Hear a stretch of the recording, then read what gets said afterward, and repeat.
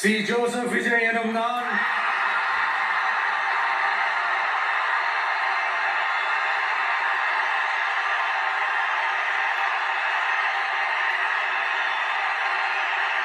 சட்டப்படி அமைக்கப்பெற்ற இந்திய அரசியல் அமைப்பின்பால் உண்மையான நம்பிக்கையும் மாறா பற்றும் கொண்டிருப்பேன் என்றும் இந்திய நாட்டின் ஒப்பில்லாத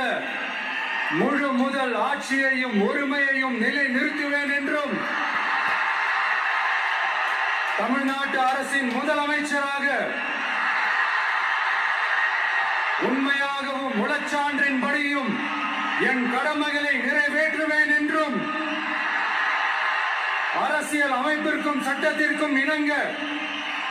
அச்சமும் ஒருதலை சார்பும் இன்றி